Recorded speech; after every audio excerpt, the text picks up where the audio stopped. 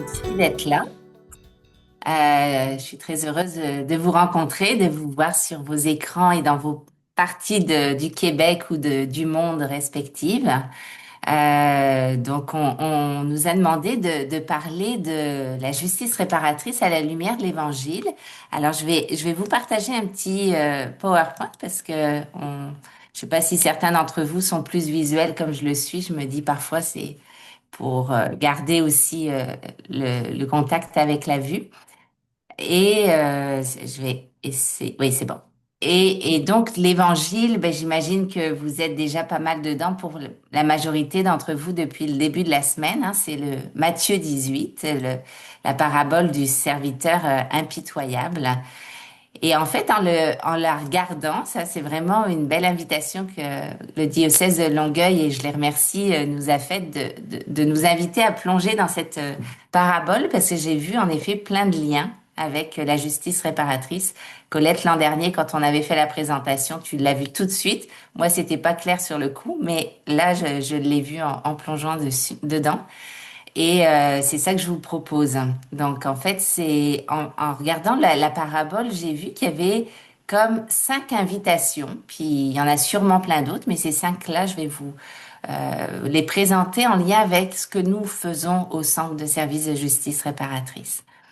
La première invitation, c'est une invitation à nous questionner sur notre conception de la justice. C'est quoi notre conception de la justice? La deuxième, troisième, quatrième, je dirais, c'est comme une trilogie autour du demander pardon, pardonner, recevoir le pardon, hein, ces 3 dimensions du pardon, mais que j'ai nommé différemment, puis je vais vous expliquer un peu plus loin pourquoi je les nomme un peu différemment. Demander pardon, je parle plus de nous reconnaître que l'on est débiteur, hein, reconnaître que l'on est débiteur. Le troisième, écouter, avoir de la compassion, mais est-ce que ça va jusqu'au pardon? On va y revenir. Et la quatrième, pour recevoir le pardon, donc faire l'expérience d'une libération, et j'ai rajouté ou pas, hein, comme on le voit dans la parabole. Et je rajouterai une 5e invitation que je trouvais intéressante, que j'avais jamais regardé plus que ça dans cette parabole, qui est pourtant connue, c'est le sortir de l'indifférence et agir pour plus de justice, avec tous ceux qui sont autour et qui vont prévenir le maître, en fait. Donc, on va revenir sur ces 5 points et faire les liens avec notre expérience de justice réparatrice depuis 25 ans au centre. Dans un premier temps, j'avais le goût de vous interroger sur quelle est votre conception de la justice.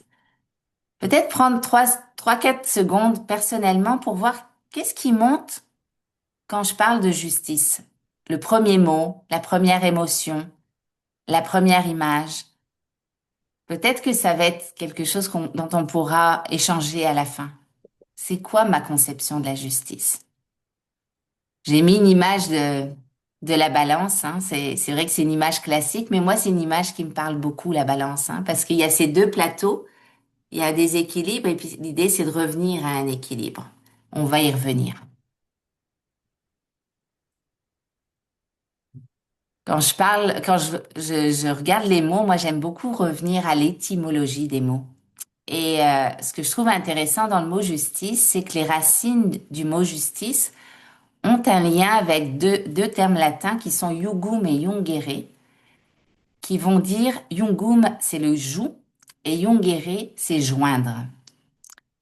Alors, comme chrétien, là on est en contexte plus chrétien, je trouve intéressant de parler du mot joug parce que ça nous renvoie tout de suite à la parabole du joug léger, hein.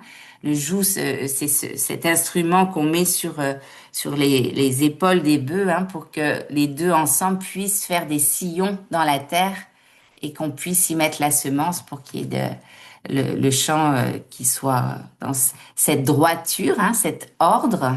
C'est vraiment cette harmonie. Je pense s'il y a un mot qui va beaucoup avec le mot justice, c'est comment on veut recréer une harmonie, hein, recréer cet ordre-là. Et on voit tout de suite comment c'est un fondement même de notre vivre ensemble. Et ce que je trouvais intéressant, c'est que le mot jungere, c'est le mot joindre. Donc c'est comment ça nous relie les uns aux autres et comment ça nous relie de manière ajustée. Vous voyez le lien entre justice et justesse aussi, hein. Il y a des racines qui se rejoignent, mais de manière ajustée, donc dans cette égalité qui fait qu'on est les uns avec les autres à égalité, en frères et sœurs, si on y va avec des termes chrétiens. Et le joindre, ben, c'est comment on fait corps du Christ ensemble, comment on fait communauté ensemble. Alors, je vous propose de voir un peu les différentes sortes de justice qui existent dans notre société, parce que souvent on s'y arrête pas, mais il y a plein de sortes de justice qui nous lient.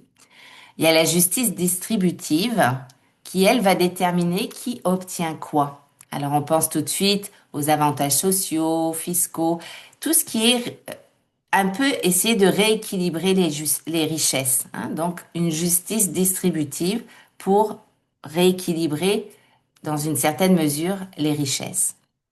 Il y a la justice procédurale qui, elle, va s'assurer que tout le monde a une équité de traitement.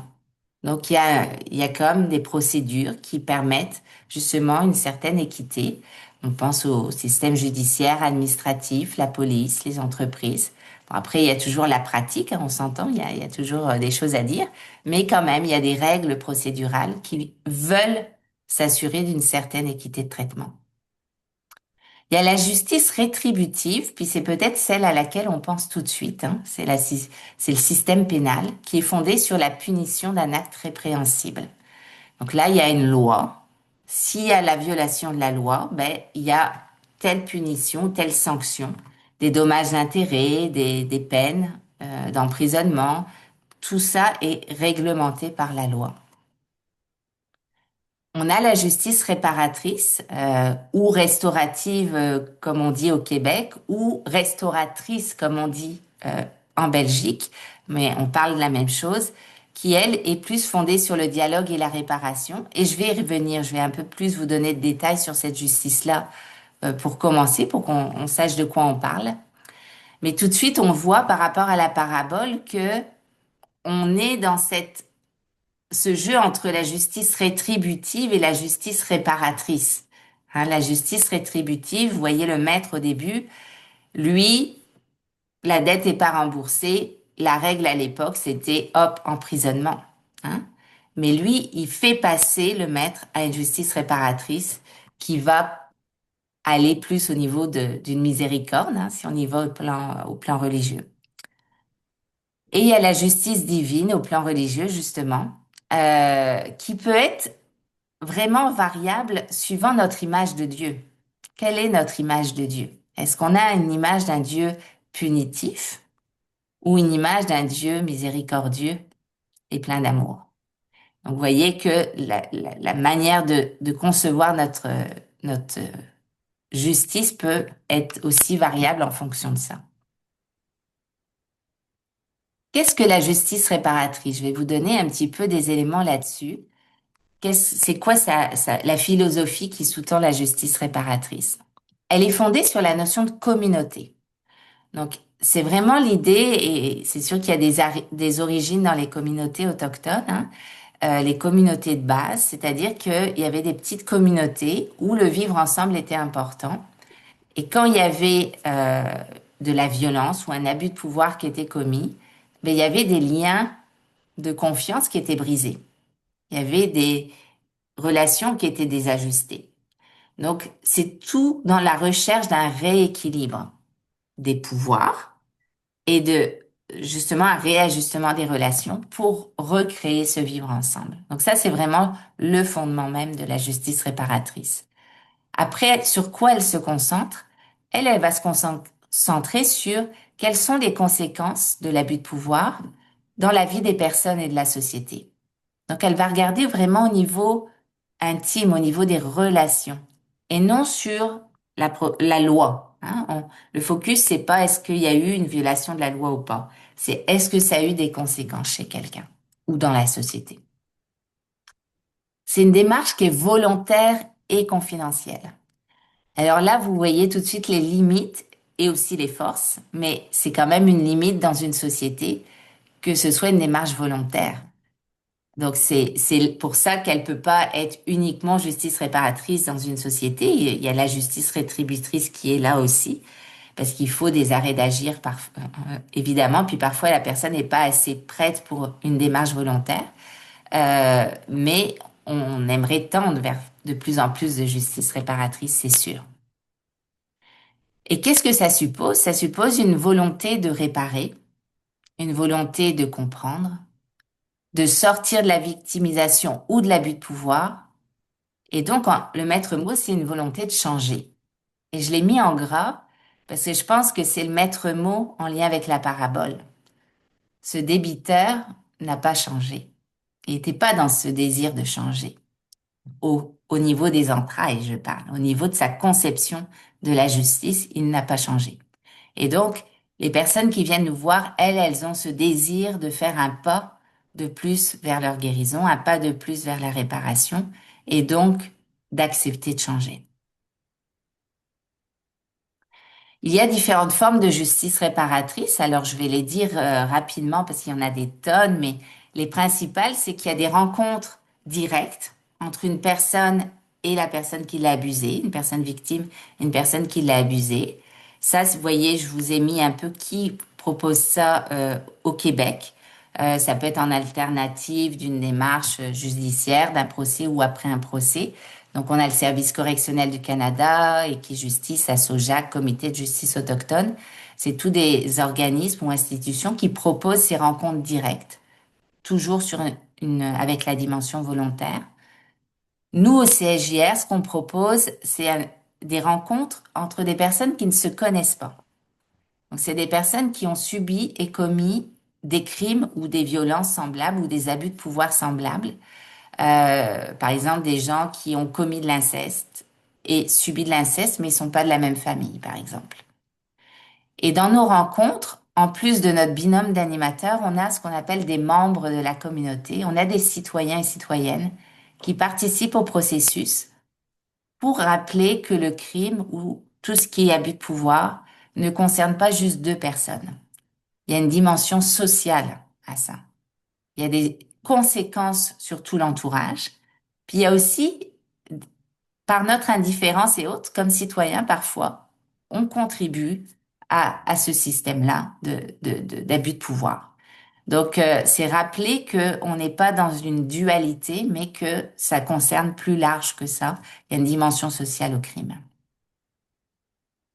J'ai parlé aussi, en troisième point, des expériences de justice transitionnelle, comme les commissions Vérité-Réconciliation, on pense à l'Afrique du Sud notamment, mais ici au Canada aussi, la commission autochtone, par rapport au pensionnat lié aux communautés autochtones, qui a eu lieu au Canada. Bon, ben, c'est des expériences de justice réparatrice au niveau sociétal.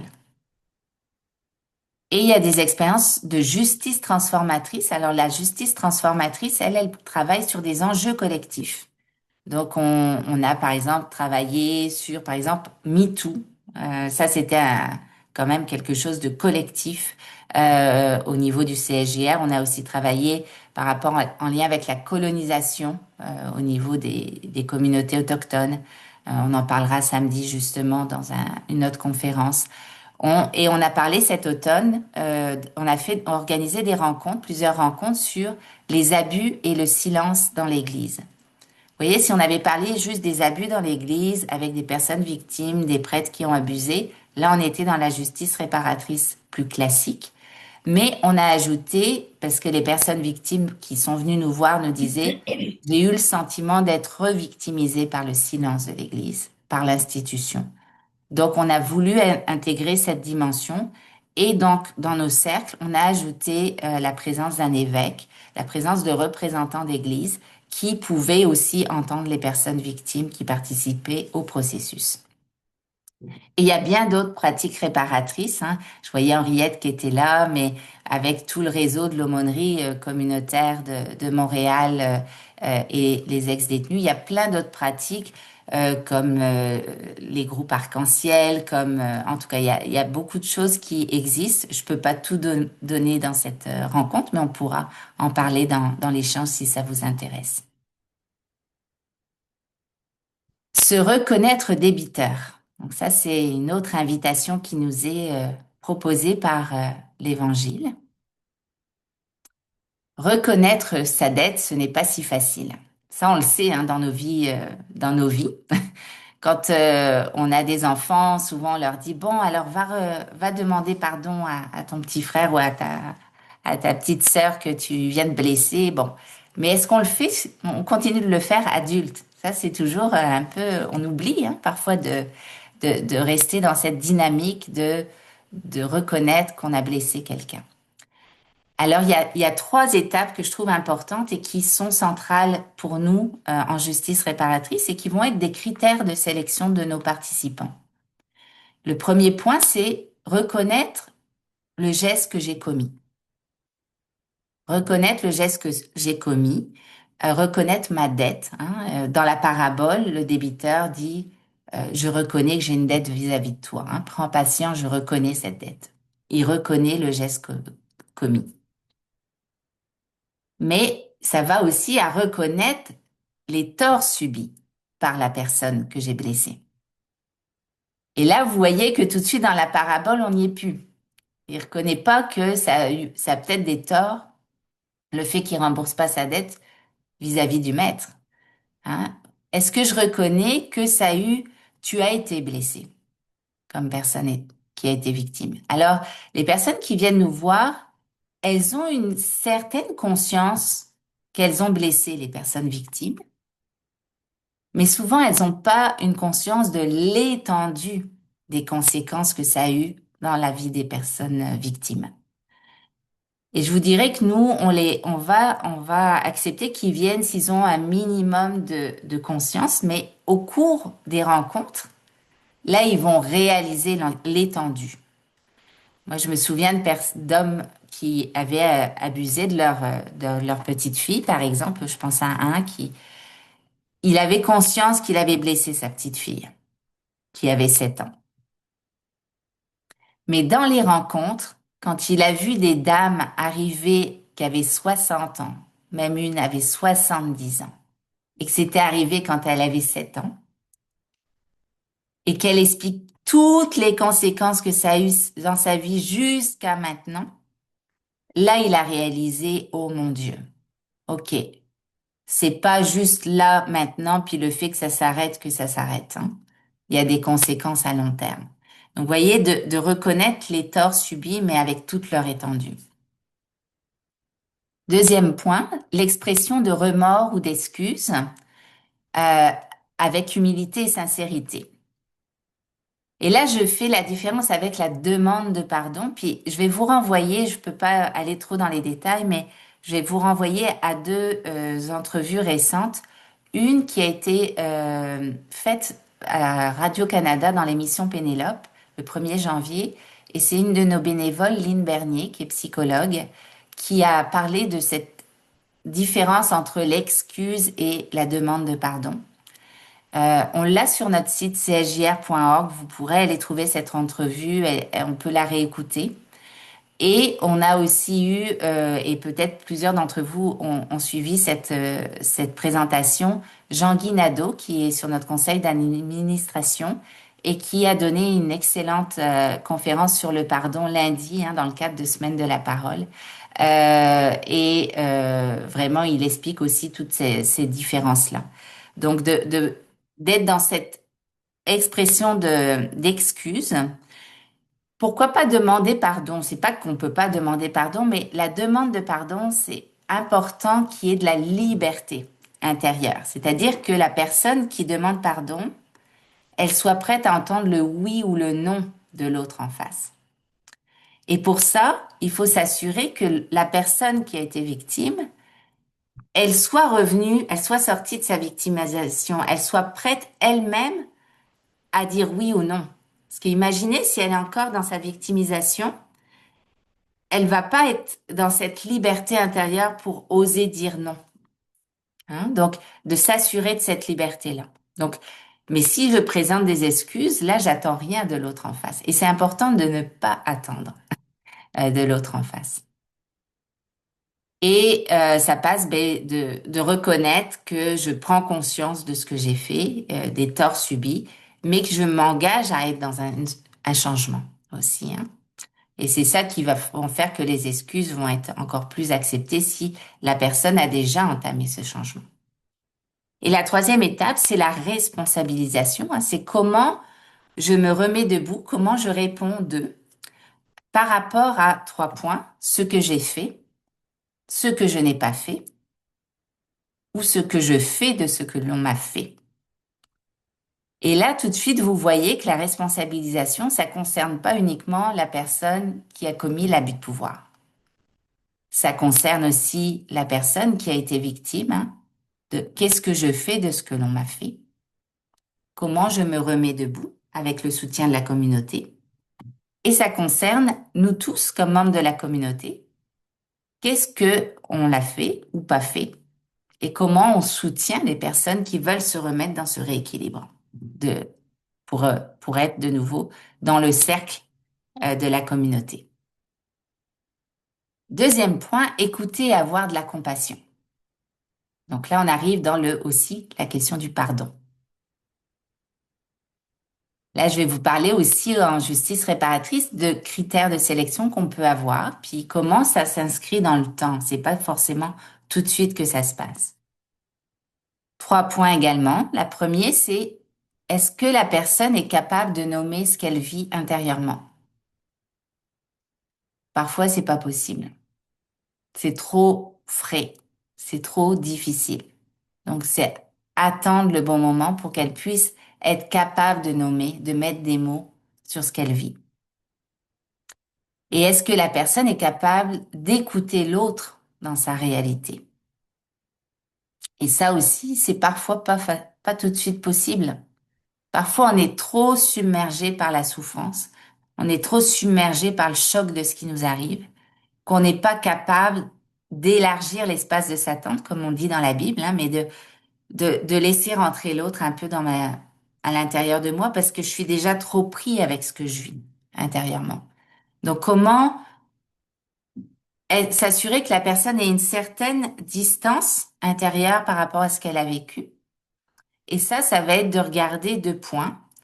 Premièrement, est-ce que la personne est dans la dissociation? Je ne sais pas si vous êtes familier avec ce terme, mais la dissociation, quand il y a vraiment un choc traumatique énorme, où la personne a l'impression que sa survie est en jeu, il y a un phénomène neurologique, c'est vraiment physiologique, hein, se passe où elle va partir dans le cerveau reptilien, hein, donc au niveau vraiment des mécanismes de défense. Soit elle va fuir, elle va contre-attaquer ou elle va figer.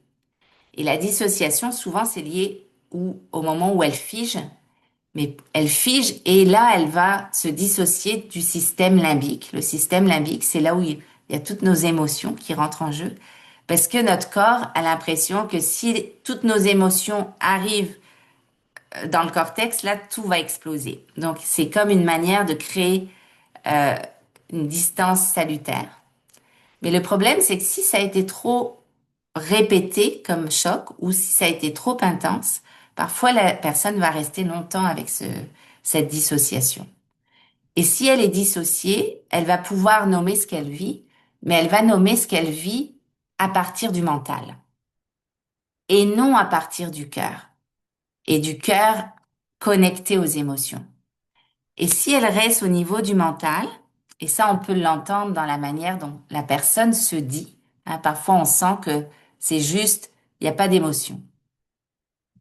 Et quand c'est comme ça, ben, la rencontre ne peut pas se faire. La rencontre avec l'autre ne peut pas se faire et la libération ne peut pas se faire. C'est-à-dire que la libération des émotions enfouies, des émotions qui sont comme engrammées, qui sont coincées à l'intérieur, ne pourra pas se faire. Donc, on va inviter les personnes à aller travailler plus sur comment se réincarner dans leur corps pour éviter cette dissociation, ou si elles ont réussi à faire ce chemin-là, puis que parfois elles se redissocient, on s'assure qu'elles ont les outils pour se reconnecter à elles-mêmes. Et sinon aussi, nos animateurs sont là si jamais pour les aider à se réincarner dans leur corps pour rester au niveau du cœur, en fait. Un autre défi parfois, c'est que la personne peut être trop centrée sur elle-même. Trop centrée sur elle-même parce que ben, c'est trop souffrant. Parce que aussi, parfois, à cause du narcissisme. C'est que je souffre et je pense juste à moi. Et c'est parfois nécessaire après, quand on a été vraiment profondément blessé, mais parfois c'est aussi un pattern psychologique, hein. Quand une personne est trop centrée sur elle, ça ne fonctionnera pas à la rencontre. Vous comprenez que là, elle n'est pas capable d'ouvrir sur est-ce que je suis prêt à accueillir l'autre, hein, en moi, le récit de l'autre. Deuxième point, le difficile accueil des émotions vécues, les nôtres et celles des autres. Et ça, c'est vraiment aussi parfois très difficile parce que ce genre de rencontre, vous pouvez l'imaginer, ça éveille des émotions, des profondes émotions. La peur, elle est dans le tapis, comme on dit ici, avant de part et d'autre, côté personne victime ou personne détenue ou ex-détenue, là. Vraiment, à chaque fois, là, c'est ouh là là, il y a beaucoup, beaucoup de peur au début. Au cours des rencontres, là, il y a d'autres émotions. Il y a la tristesse, il y a la colère qui sort, il y a la honte, la culpabilité. Il y a des tonnes d'émotions qui vont se vivre. Et c'est comment les accueillir. Moi, je me souviens d'une des premières rencontres que j'ai pu vivre comme membre de la communauté. Ça m'avait tellement marqué. Parce qu'une personne qui pensait que ça allait bien dans sa vie, une personne ayant été victime de viol, 20 ans avant, tout d'un coup, dans les rencontres, il y a eu une colère en elle qui est montée et ça sortait de partout, elle tremblait, c'était physique. Moi, j'étais assise à côté d'elle, c'était des vibrations énormes, puissantes. Alors, imaginez, pour moi, c'était déjà difficile à recevoir, mais imaginez dans le groupe, la colère était vis-à-vis d'un qui avait commis un viol et qui ressemblait tellement physiquement à celui qui l'avait violé que vraiment, tout était sorti. Il y a vraiment, on repart sur le lieu du crime ensemble, là. Il y a vraiment des choses qui se vivent et souvent, il y a des, des coïncidences qui font qu'il y a des personnes qui se ressemblent, ou il y a des prénoms qui se ressemblent, ou il y a plein de choses qui font que les émotions vont être là. Donc imaginez pour celui en face comment ça a été difficile d'accueillir cette colère. Parce que lui, c'est venu comme il avait l'impression de se briser intérieurement là, de toutes parts. D'où l'importance que ce soit dans un milieu sécurisé avec des animateurs formés qui vont pouvoir être capables de permettre à chacun de se relever de ça, hein, d'accueillir en groupe cette émotion comme une expérience de libération, mais aussi d'en faire un levier pour se relever. Et ça a été très puissant dans l'exemple que je vous donne de tout d'un coup pour cet homme, il a vécu une semaine difficile, on va s'entendre. On a essayé de vraiment l'accompagner dans sa semaine, mais quand la semaine suivante on s'est retrouvés, parce que quand on parle de démarche, c'est sur plusieurs semaines, et que là, la personne qui avait exprimé sa colère la semaine d'avant est arrivée, mais tellement libérée. Tout le monde l'a regardée. Physiquement, elle n'était plus la même. Lui-même a été surpris de voir ça et elle a demandé la parole au début en disant, je veux te remercier de m'avoir accueilli dans ma colère. Parce que grâce à toi, j'ai l'impression d'avoir un poids immense qui m'est sorti des épaules que je savais même pas que je portais ce poids pendant toutes ces années. Donc là, imaginez pour cette personne qui a été capable d'accueillir cette colère, comment il s'est retrouvé relevé et comment il était fier d'avoir accueilli cette colère parce qu'il avait vu l'impact que ça avait eu chez la personne. Et des années après, il m'en parlait encore comment c'était un moment de tournant de vie vraiment pour lui. Le troisième élément, c'est en fin de démarche, je le dis, c'est vraiment plus à la fin. Souvent, on se rend compte que les gens vont reconnaître l'autre au-delà de ses gestes ou de commis ou subis, hein, au-delà de ce qui s'est passé, mais de se reconnaître dans une humanité commune comme un semblable. Et j'ai même mis voir un allié, parce que dans une des rencontres l'an dernier, et ça a été une rencontre vraiment très puissante, et la personne victime à la fin a même dit, au détenu, maintenant je te vois comme un allié parce que grâce à toi, j'ai tellement cheminé, tu as été mon allié sur mon chemin de guérison. Donc, vous voyez comment il peut y avoir des changements radicaux hein, dans le écouter avec compassion.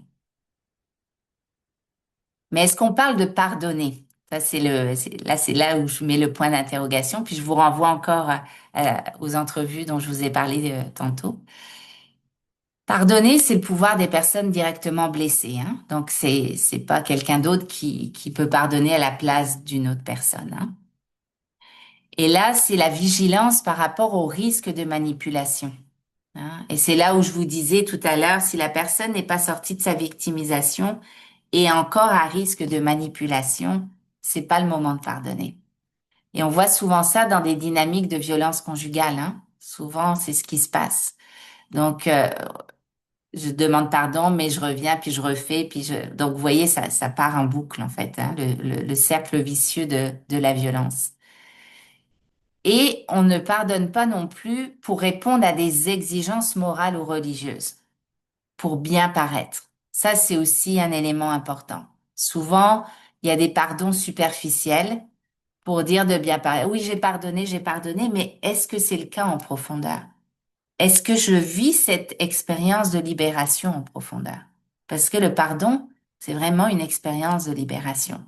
Parfois, c'est plus, on reste au niveau des mots pour bien paraître, mais à l'intérieur, il y a encore beaucoup de choses qui se vivent.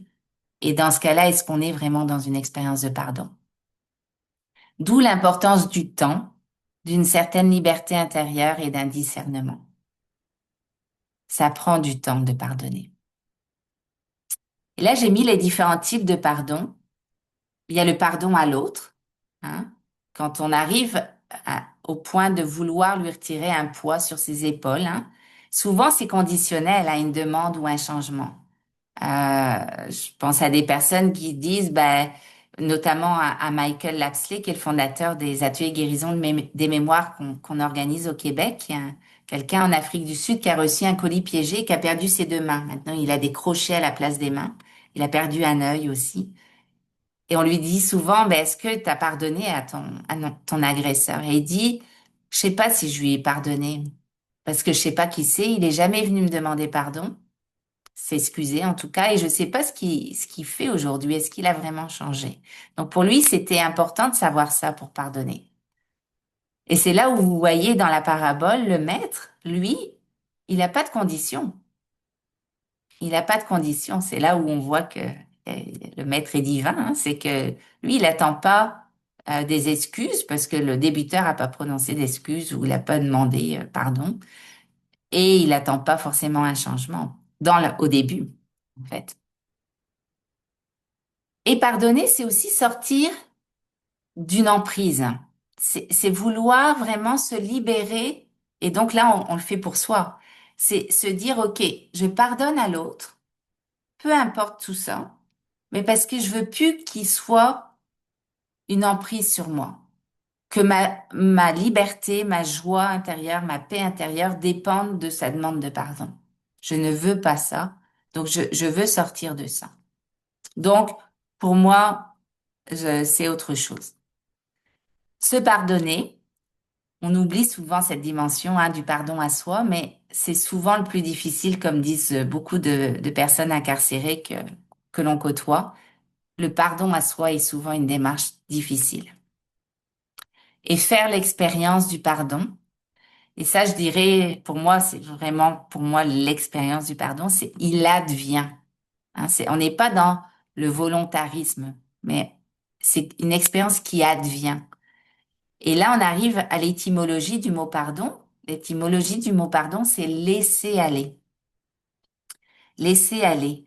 Et je pense à une personne victime qui avait fait les démarches avec nous, puis qui était chrétienne. Puis elle me disait, tu sais, Estelle, moi, j'ai jamais réussi à dire le Notre Père, juste la partie pardonne-nous nos offenses comme nous pardonnons à ceux qui nous ont offensés. Elle dit, je le lis toujours, puis arrivé à ça, je peux plus le dire.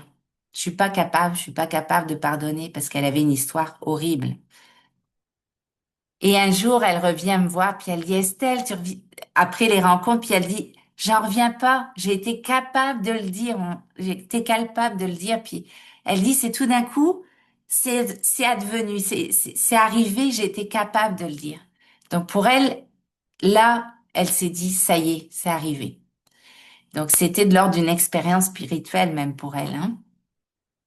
Et c'est pour moi de l'ordre de sortir d'une mémoire traumatique, hein. Quand il y a une mémoire traumatique, c'est qu'elle reste figée au moment du trauma. Et c'est pour ça que beaucoup de personnes qui ont été traumatisées, elles ont beaucoup de flashbacks. Elles ont beaucoup de flashbacks soit au niveau des souvenirs, soit au niveau des odeurs. Le passé reste dans le présent. Vous savez que quand on a une mémoire plus saine, c'est que on vit des événements, notre cortex les traite, puis là, il va les mettre dans le passé, puis on reste dans le présent, on avance, et il y a ce traitement qui se fait tranquillement. Le problème de la mémoire traumatique, quand la personne est bloquée dans son cortex, dans son cerveau reptilien, elle est plus capable de permettre au cortex de mettre dans le passé. L'expérience du pardon, souvent, c'est sortir de cette mémoire figée et de se remettre en mouvement pour mettre dans le passé ce qui est dans le passé. C'est pas oublier, hein, on se souvient d'événements qui sont dans notre passé, mais on les oublie pas. Mais ils sont dans le passé, ils sont plus dans le présent avec toute la charge émotive que ça suppose. Troisièmement, faire l'expérience d'une libération. Recevoir le pardon, est-ce que c'est si facile que ça aussi? C'est pas toujours si simple. C'est une question d'ouverture et d'accueil. Puis je vous dirais que parfois, ben, il y a des obstacles à la réception d'un pardon. Nous, on l'a vu, on a eu des situations comme ça où parfois les gens venaient nous voir au début en disant, mais moi, j'ai pas été capable de recevoir le pardon parce que ils sont dans une culpabilité paralysante et même une auto-flagellation.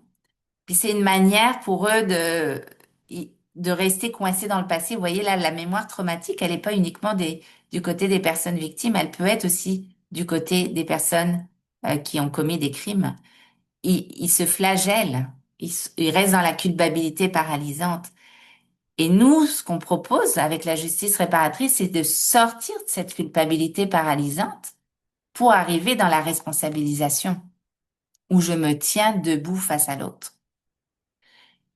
On a eu la situation une fois d'un homme, il était tellement mal de ce qu'il avait fait, mais vraiment que, vous voyez le plateau là de la balance? Ah, bon, il avait abusé de quelqu'un, mais là, il était tellement mal qu'il était arrivé là. Et là, la personne victime en face qui, elle, voulait se relever, ben, elle n'était pas capable d'avoir quelqu'un en face parce qu'il était trop bas. Il s'auto-flagellait. Donc, elle disait, mais moi, j'ai besoin que quelqu'un soit capable de m'accueillir dans ce que j'ai vécu, dans aussi ma colère. Donc, j'ai besoin que tu te relèves. Donc, de sortir de cette culpabilité paralysante pour se responsabiliser. Il y a aussi la honte ou la faible estime de soi qui parfois, justement, font que non, je suis pas, je vaux pas la peine je suis pas capable de recevoir le pardon. Je pense à notamment un détenu qui a fait une démarche avec nous un double crime, puis les parents d'une des personnes qui l'avait assassiné lui avaient pardonné, lui avaient exprimé leur pardon, mais très rapidement après le meurtre. Et lui disait, mais j'étais pas capable de le prendre, j'étais pas capable, je vaux pas ça, je suis à moins que rien. Enfin bon, il avait tellement de honte par rapport à ce qu'il était, là, c'est au niveau de l'être, qu'il n'était pas capable à ce moment-là de le recevoir. Aujourd'hui, il a cheminé, il est plus au même endroit. Il a fait une belle démarche aussi récemment avec nous. Il est capable de recevoir autre chose maintenant. Et il y a le manque de cheminement intérieur, c'est que je suis pas prêt à recevoir le pardon à ce moment-là. Faire l'expérience d'une libération aux entrailles. Alors, je vous dirais que nous, dans nos rencontres, ça peut se vivre de manière, mais toute simple. Parfois, c'est juste un regard qui humanise. qui dit je t'entends. Une personne victime me disait, tu sais, à un moment, j'ai vu dans son regard que là, waouh, il était connecté à moi, puis il prenait conscience de ce que j'avais vécu. Je le voyais dans son regard. Et ça, tu peux pas savoir, ça m'a réparé, ça m'a remis debout. Là, j'ai su que lui, il recommencerait pas parce qu'il avait compris. Puis ça me fait du bien. Ça peut être une parole qui apaise, une présence qui dit tu n'es pas seul. Je pense à un membre de la communauté qui était dans une démarche sur violence conjugale, puis tout d'un coup, lui, il a dit, mais mon Dieu, mais comment ça se fait qu'il y a personne qui était là autour de toi? Je peux pas croire que il y a personne qui a vu après tout ce que tu me dis. Et la personne victime nous disait, mais waouh, ça m'a fait tellement de bien qu'un membre de la communauté, que quelqu'un me dise, comment ça se fait que tu étais seul, mais aujourd'hui, je veux te dire que tu n'es plus seul, et puis que moi, comme membre de la communauté, je vais être particulièrement vigilant après avoir entendu ton témoignage dans mon entourage, s'il y a quelqu'un qui vit la même chose.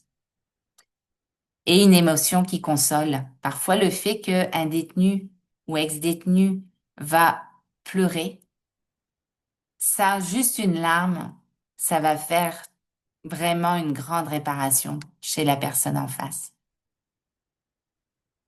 Et le dernier, enfin, le dernier point que je voulais vous indiquer, sortir de l'indifférence et agir pour la justice. Ça m'a marqué dans la parabole. Ses compagnons, voyant cela, furent profondément attristés et allèrent raconter à leur maître tout ce qui s'était passé. Puis je trouve que ça, c'est une interpellation pour nous aujourd'hui aussi, hein. Est-ce que nous sommes dans cette compassion quand on peut percevoir dans notre entourage, notre voisinage, des personnes qui pourraient être victimes? Et qu'est-ce qu'on fait? Qu'est-ce qu'on fait par rapport à ça? Est-ce qu'on appelle le 911? Vous voyez, qu'est-ce qu'on fait? Comment on peut devenir des acteurs de justice réparatrice, nous, dans notre quotidien? Et je vous dirais que les personnes qui participent à nos rencontres, justement, c'est ça qui se passe, c'est qu'ils vont être plus conscients, plus conscientisés des besoins, du fait que la personne, à des moments, elle peut pas y arriver par elle-même, parce qu'elle est trop en bas. Elle a besoin de soutien pour, justement, revenir dans le cercle de la communauté. Et c'est la même chose aussi pour des personnes qui sortent de prison, hein. On voit aussi comment souvent il y a des préjugés, on veut pas les réintégrer. Ben, des membres de la communauté vont nous dire, ben, j'ai moins de préjugés et puis là, au contraire, je veux vraiment plus être proche de ces personnes qui veulent se réhabiliter et revenir pour pas remettre un regard qui abaisse sur eux, pour justement qu'ils reviennent avec nous dans la communauté. Donc, c'est des personnes qui s'engagent souvent très concrètement après les rencontres. Même des personnes ayant été victimes qui vont s'engager auprès des personnes en réhabilitation sociale. On a eu plusieurs cas dans nos rencontres. Donc, vous voyez, des gens qui veulent vraiment se faire proches. Et ça, moi, ça me redonne de l'espérance. Donc, voilà, c'était un petit peu ce que je voulais vous dire sur, euh, sur le lien que je voyais avec la justice réparatrice.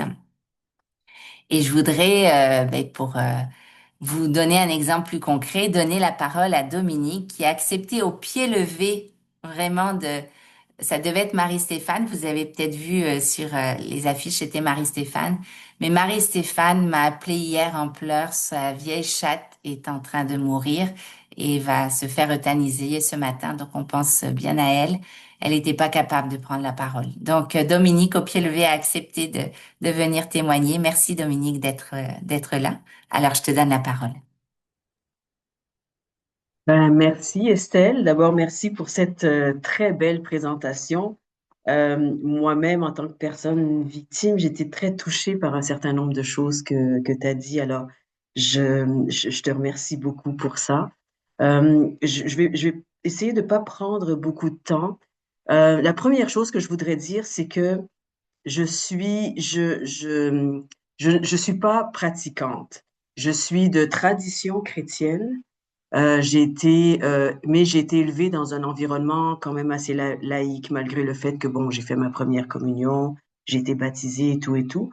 Donc, mon histoire, en fait, que je vais vous raconter, c'est une histoire qui est très personnelle et qui est pas forcément en lien avec l'Évangile et tout ça. Euh, donc peut-être la première chose que je vais vous dire, d'abord je vais me présenter. Mon nom c'est Dominique. Euh, j'ai fait euh, j'ai fait des rencontres de justice réparatrice. J'en ai fait plusieurs à titre de victime. J'en ai fait aussi à titre de membre de la communauté. Et puis maintenant, c'est un processus qui m'a tellement séduit et qui m'a fait tellement de bien que je suis maintenant avec Marie-Stéphane, je suis coprésidente en fait du CA. Donc voilà pour la présentation. Maintenant, je vais vous faire un tout petit résumé en fait de ce qui m'a amené à la justice réparatrice. Donc, grossièrement résumé, je vous dirais que la première des choses, c'est que j'ai perdu ma mère alors que j'avais une douzaine d'années, 12 ans en fait. C'était à l'aube de mon 12e anniversaire. J'ai perdu ma mère de manière abrupte et assez tragique. En fait, c'est une personne qui était en état d'ébriété et qui, au volant de sa voiture, eh ben, est rentré du côté passager où ma mère était et l'a tuée. Et je dirais peut-être presque malheureusement, c'est mon père qui était au volant de la voiture à ce moment-là. Donc, vous pouvez un peu imaginer le tremblement de terre dans la famille, dans nos vies, à nous comme enfants, à mon père comme époux et comme chauffeur, en fait, de la voiture à ce moment-là. Donc, euh, de cet événement-là, j'étais très jeune. Et à l'époque, on n'en a pas beaucoup parlé, et puis j'ai pas eu beaucoup de renseignements sur ce qui s'était passé. Mais ce qui m'était resté, en fait, c'est la personne qui était au volant. Je connais pas son nom, je sais pas qui c'est, mais comment cette personne-là, d'une part, a pu délibérément prendre le volant de la voiture alors que, il était ivre, et surtout, comment est-ce que cette personne-là peut vivre avec elle-même aujourd'hui?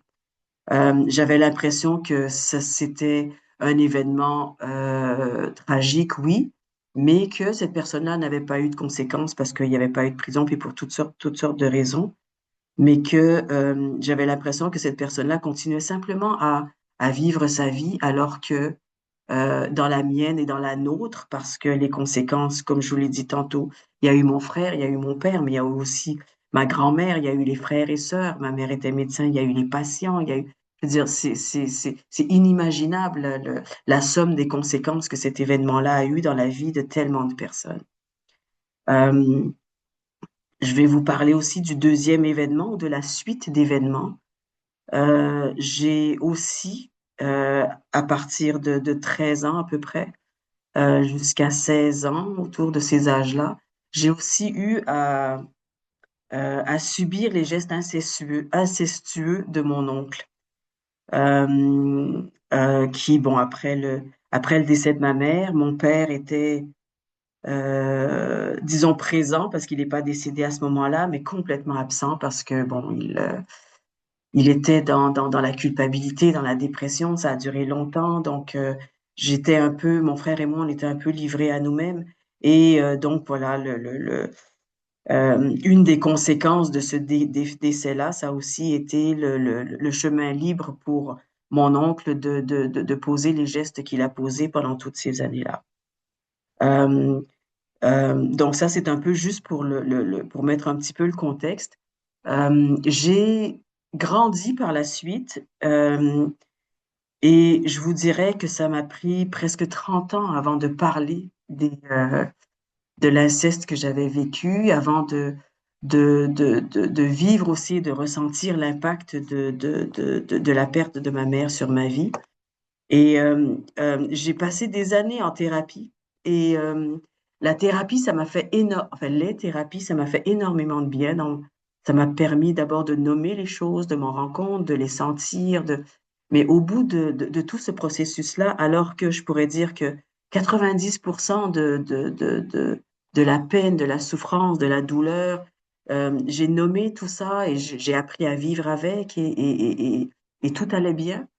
Mais il restait ce 10% euh, qui était insoluble pour moi, c'est-à-dire des questions comme pourquoi, comment. Et ça, quand on est en thérapie, quelle que soit même pas en thérapie, même dans la vie de tous les jours, les gens autour de nous qui nous disent, mais non, c'était pas de ta faute, mais on comprend avec la tête, surtout quand on a eu des enfants et tout, on comprend très bien avec sa tête qu'est-ce que ça veut dire qu'on n'est pas responsable, qu'une fille, une jeune fille, en fait, de 12 ans ne peut pas être responsable des gestes d'un homme de 45 ans. C'est un non-sens. Mais quelque part, à l'intérieur de soi, cette culpabilité-là, elle reste toujours. Et j'ai entendu parler de la justice réparatrice. Dans mon cas, c'était parfait parce que mon oncle était décédé. Et même avant de décéder, il n'avait jamais admis les faits. Donc, je me suis retrouvée euh, devant des faits qui n'avaient jamais été reconnus, devant des réalités que j'ai jamais pu confronter avec la personne qui les avait, avec la personne qui les avait subies. Et je me disais que au moins, même si j'ai pas la réponse de mon oncle, je pourrais au moins savoir pourquoi quelqu'un peut faire quelque chose comme ça, comment quelqu'un peut faire quelque chose comme ça et dans quelles circonstances. La même chose pour la personne qui prend la responsabilité de prendre le volant et de conduire en état d'ébriété. Euh, donc, j'ai entrepris donc deux rencontres avec des détenus qui ont vécu des crimes similaires.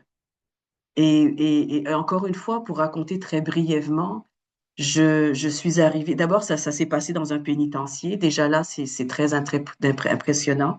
Je suis arrivée dans la première rencontre et les personnes qui étaient devant moi, au départ, euh, c'était pas des personnes. C'était des criminels. C'était des gens qui avaient commis des abominations. Et, euh, et, et, et, et j'arrivais pas du tout à connecter avec eux. Pour moi, c'était des monstres, tout simplement. Je m'étais dit au départ qu'à la fin de chaque rencontre, j'essaierais d'écrire un peu ce qui est arrivé pour résumer, pour me raconter un peu mon histoire. Et je me suis rendu compte au moment d'écrire que j'étais incapable de me rappeler du nom de ces individus-là. Tellement pour moi, ce n'étaient pas des êtres humains, c'était simplement je sais pas, des non-humains, des bêtes, des animaux, voilà. Et au fur et à mesure des rencontres, et je vais peut-être parler d'un moment très, très particulier où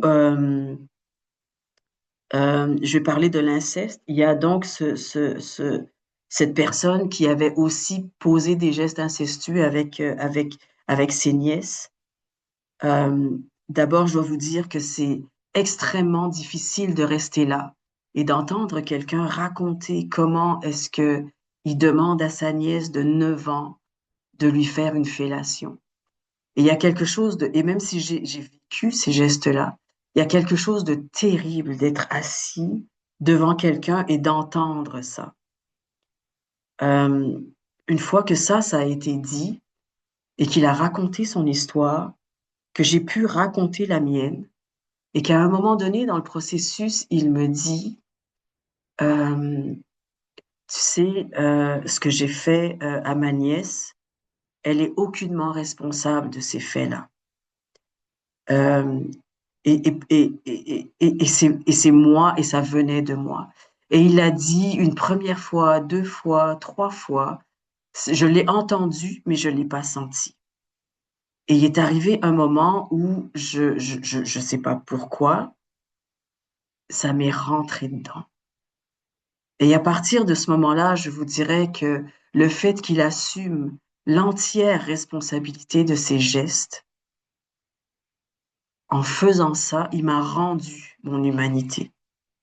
À partir de ce moment-là, c'était comme s'il me disait que j'avais été une petite fille, qu'on n'avait pas le droit de toucher de cette façon-là, à qui on n'avait pas le droit de faire du mal, et en aucun cas, c'était de sa faute. Et là, je suis redevenue cet enfant qu'on avait blessé, et qu'on n'avait pas le droit de blesser. Et à partir du moment où j'ai retrouvé cette espèce d'humanité, parce qu'avant, je dois vous dire, je vais le dire peut-être un peu grossièrement et je m'excuse un peu si ça choque un peu des gens, mais c'est comme si je me percevais tout simplement comme, comme un trou, comme un objet, comme un trou à l'intérieur duquel on peut rentrer sans même avoir à demander la permission et sans même avoir à s'excuser. Mais à partir du moment où il m'a rendu mon humanité, tout d'un coup, j'ai pu commencer à le percevoir lui-même comme un être humain. Et à partir de ce moment-là, j'ai pu recevoir sa parole, son histoire. Et là, il y a une connexion qui s'est faite. Une connexion, je dirais pas par rapport à nos histoires, mais une connexion d'humanité. Tout d'un coup, on était deux êtres humains, un face à l'autre. Et peut-être ce qui nous réunissait, c'est que la seule chose qu'on voulait et la seule chose qu'on aurait souhaité, plus que tout au monde, c'était que cette histoire-là ne se soit jamais produite. Et à partir de ce moment-là, je me suis dit, mais pardon, qu'est-ce qu'on fait? Est-ce que je vais rester une victime jusqu'à la fin de ma vie? Est-ce que lui va rester un agresseur jusqu'à la fin de sa vie? Ou alors est-ce qu'on peut, d'une manière ou d'une autre, se tendre la main pour qu'on puisse traverser cette histoire-là, pour reprendre nos vies, pour reprendre notre humanité, en fait. Et l'humanité, qu'est-ce que c'est? En fait, non, je vais pas faire un cours sur l'humanité, mais c'est le fait de reconnaître que l'autre est un être humain, qu'il n'est pas statique dans sa position d'agresseur ou de criminel, et que moi non plus, je suis pas statique dans ma position de victime. Et à partir de ce moment-là, c'est comme si une fenêtre sur la vie pouvait s'ouvrir pour nous deux. Et ce qui est formidable dans cette histoire-là, c'est que cette fenêtre qui est ouverte, on peut nous-mêmes décider de la traverser, d'aller vers la lumière, d'aller vers nos vies respectives. Euh, j'ai pas besoin de lui pour faire ça, pas plus que lui a besoin de moi pour s'envoler vers sa propre vie, mais se libérer d'une certaine façon de ce qui s'est passé. Et ce qui a été formidable pour moi, c'est que j'étais rentrée dans ces rencontres-là avec le besoin d'avoir tout simplement des réponses. Et je vous dirais même qu'à ce moment-là, euh, j'étais prête à entendre son histoire, mais j'étais pas prête à l'accueillir parce qu'en fait, je voulais rien savoir de lui. Je m'attendais à ce qu'il vienne me dire que oui, bon, il a fait ça, c'est parce que il a eu une enfance malheureuse ou enfin bref, tout un tralala. Et honnêtement, je voulais pas recevoir ça. Je voulais pas, c'était pas de mes affaires. Et à la fin des rencontres, euh, je vous dirai pas que j'ai pardonné ni à mon oncle ni à la personne qui a tué ma mère, euh, parce que les conséquences dans ma vie et dans nos vies, parce que je parle aussi pour tous les gens autour de moi qui ont eu à vivre ces conséquences-là, je je peux pas pardonner à l'individu à ce moment-là. Par contre, je peux entendre et je peux sentir vraiment dans mon cœur, à l'intérieur de moi, que ces êtres humains sont des êtres humains qui ont posé des gestes malheureux dans une période X de leur vie et que ces gens-là, en tout cas ceux à qui m'ont parlé, qui ont accepté de venir me rencontrer gratuitement alors qu'ils me connaissent pas et qu'ils acceptent de me raconter leur histoire, d'entendre la mienne et, et, et de me faire sentir en fait que ces gens-là se sont transformés, que ces gens-là ont changé et que l'histoire n'a pas besoin de se terminer au moment du clash, au moment des abus, au moment où j'avais l'âge que j'avais à l'époque où ça s'est produit, mais que on peut reprendre nos vies, que ça peut être en mouvement. Ce qui fait que je ne pardonne pas à la personne qui a posé les gestes au moment où il l'a posé, mais j'entends bien que ces gens-là se sont transformés, que ces gens-là sont différents. Et même si on ne se parle plus, et même si j'ai toujours, pendant le temps des fêtes, j'ai toujours une pensée pour eux, en espérant qu'ils vont bien, qu'ils ont continué dans leur chemin, qu'ils ont continué vers la lumière. Et, et quelque part, je leur dis merci. Merci pour tout ce qu'ils ont fait pour moi. Malgré, et j'oublie pas, on n'oublie pas ces choses-là. Mais, mais, mais, mais j'ai pas de rancœur et je me dis, bon, ils font leur chemin, je reprends le mien. C'est comme si tout reprenait sa place et que la vie reprenait sa place.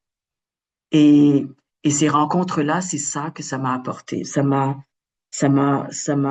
rapporté, ça m'a rendu ma vie. Et je dis pas, et je dis ces individus-là, même si ils ont volé la vie d'autres personnes, moi, ce que je connais de ces individus-là, en plus de leur histoire, c'est le fait qu'ils m'ont sauvé la mienne. Et ça, pour ça, je leur en serai éternellement reconnaissante. Ce que j'ai aussi appris, je vais terminer avec ça parce que je vois que le temps passe. Ce que j'ai appris aussi dans ces rencontres-là, c'est que autant j'étais là pour recevoir des réponses, mais que j'ai pu aussi donner quelque chose à ces individus-là. Et ça a été une grande surprise de ma part quand, à un moment donné, je disais euh, euh, que, que, mon Dieu, j'essaie de retrouver les mots que j'avais dit à ce moment-là, oui.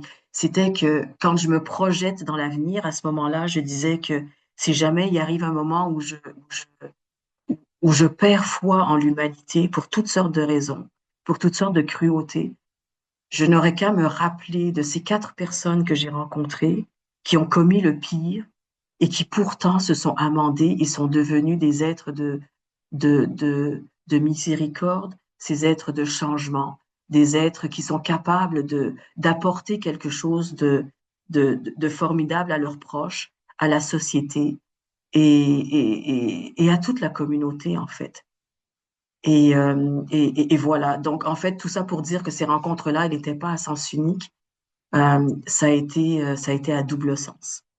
C'est que là, je vais m'arrêter là-dessus parce que je pourrais continuer longtemps. Je prendrai des questions euh, très volontiers. Je répondrai à toutes les questions qui vont m'être posées. Et voilà, je vous remercie vraiment pour l'écoute. Je vous remercie beaucoup pour avoir accueilli mon histoire. Et voilà, donc je vais redonner la parole à, en fait, je sais pas à qui, mais bon, juste pour que, Merci, Dominique. Oui, c'est moi, Colette, qui va reprendre la parole. Merci voilà. énormément. Je vais arrêter l'enregistrement ici.